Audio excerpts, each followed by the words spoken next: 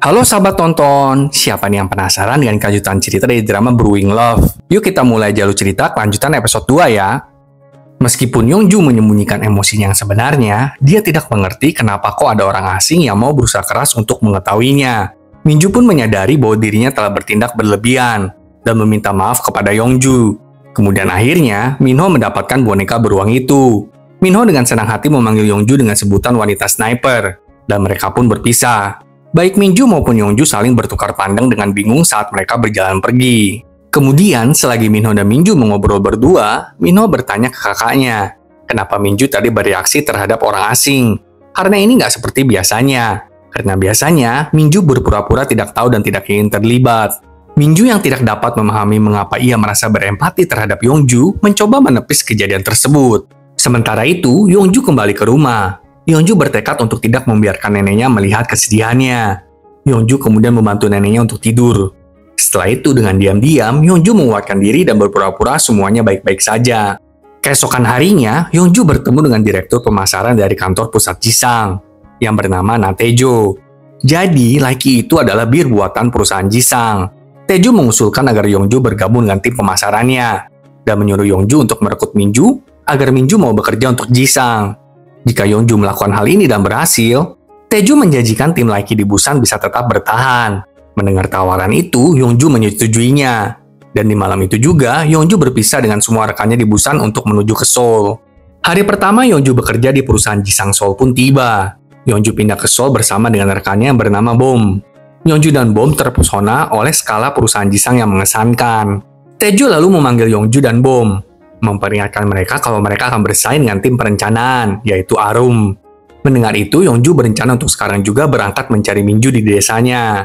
Sementara itu, Arum dan Raoh kembali ke desa untuk menemui Minju. Arum dengan sekuat tenaga mencoba memujuk Minju untuk bergabung dengan Jisang.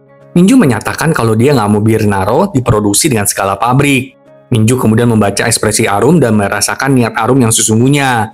Setelah menganalisis hal ini, Minju memutuskan untuk menolak proposal Arum dan pergi. Minju kemudian mendatangi kantor kepala desa dan bertanya-tanya karena Minju melihat ada truk pengiriman Laiki dari pabrik Jisang terparkir di luar kantor kepala desa. Ketika di dalam, Minju menepuk bahu seorang wanita. Kemudian terkejut karena itu adalah Yongju. Keduanya tentu sama-sama terkejut karena kemarin itu mereka pernah bertemu di karnaval dan Yongju yang memenangkan boneka beruang untuk Minho. Tapi Yongju lebih terkejut lagi karena mengetahui kalau Minju adalah CEO Bir Naro.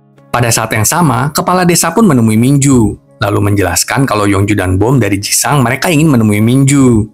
Karena itulah kepala desa meminta Minju untuk menemuinya. Yongju berusaha untuk menjelaskan maksud kedatangannya.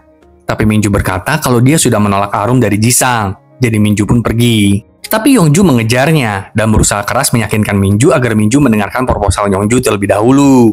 Minju kemudian membaca perasaan Yongju. Minju merasa kewalahan dengan perasaan putus asa yang Yongju sembunyikan. Selagi Yongju terus mengoceh tentang proposalnya, Minju melihat Yongju tidak menggunakan alas kaki dan secara naluriah memakaikan sandal pada kaki Yongju. Tapi sepertinya Yongju tidak menyadari hal ini karena dia terus saja mengoceh tentang proposalnya. Minju lalu berkata, kalau dulu maupun sekarang Yongju itu tidak baik-baik saja, dan Minju menegaskan kalau dirinya nggak akan bergabung dengan Jisang.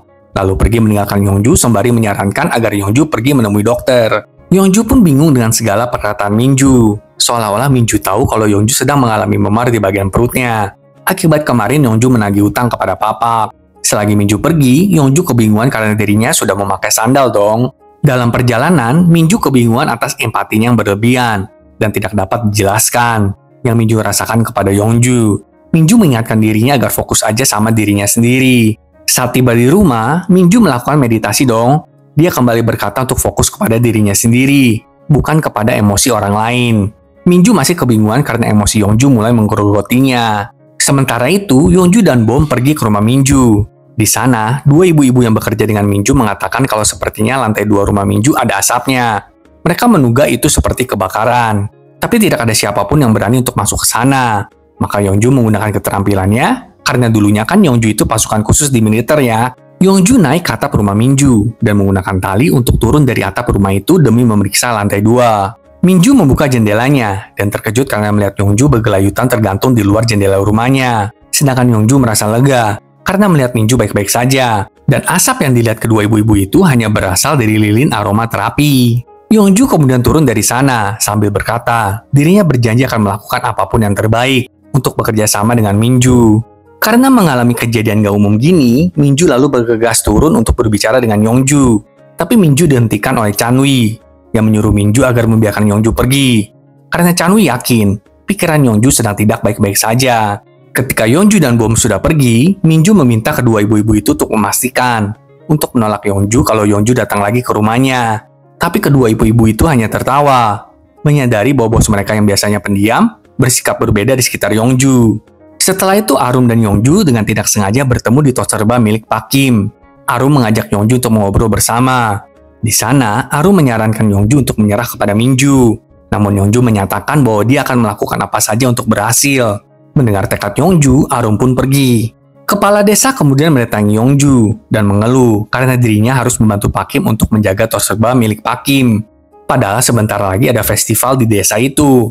Mendengar keluh kesah kepala desa, Yongju setuju untuk membantunya bekerja di tos serba milik Pak Kim. Hal ini Yongju lakukan untuk merebut hati kepala desa kali ya. Namun keesokan harinya, saat Yongju sudah bersiap untuk bekerja di tos serba Pak Kim, kepala desa malahan menghentikan Yongju. Itu karena sebelumnya Minju tahu kalau Yongju akan bekerja di tos serba Pak Kim. Dan Minju melarang hal itu, meminta kepala desa dan kedua ibu-ibu itu untuk menghentikan Yongju. Mendengar kisah ini dari kepala desa, Yongju tentu merasa kewalahan. Tapi dengan tanpa gentar, terus berniat untuk menghalau segala hambatan yang ada. Yongju kemudian menunjukkan banyaknya vitamin di mobilnya, dan memberikan vitamin-vitamin itu kepada kepala desa sebagai hadiah. Langsunglah Yongju menuju ke rumah Minju. Ketika Minju mendengar tentang kegigihan Yongju, Minju percaya bahwa kedua ibu-ibu itu akan mencegah Yongju. Namun Yongju memikat mereka dengan mengatakan kalau dirinya kelaparan. Sehingga kedua ibu-ibu itu menyuruh Yongju untuk makan di tempat mereka. Mereka pun mengabari Minju tentang hal ini. Gak sampai di sana, selagi makan, Yongju berbagi kisah hidupnya tentang bagaimana neneknya kesulitan. Dan karena itulah Yongju bergabung dengan tim pasukan khusus. Mendengar cerita itu, kedua ibu-ibu ini pun menangis karena tersentuh. Pada saat yang sama, Minju keluar dari rumahnya. Dan Minju melihat seseorang di tangga memanjat pohon di perkebunannya. Minju mengira itu salah satu stafnya dan segera pergi mencegahnya agar tidak memanjat pohon setinggi itu. Namun saat orang itu turun, Minju terkejut karena orang itu ternyata Yongju. Yongju dengan bangga menyatakan bahwa mereka akhirnya bertemu muka lagi. Hal ini tentu membuat Minju terpana. Bagi sahabat tonton yang suka drama romantis, pasti suka deh sama drama ini. Jangan lupa saksikan kelanjutannya minggu depan ya. Sampai jumpa.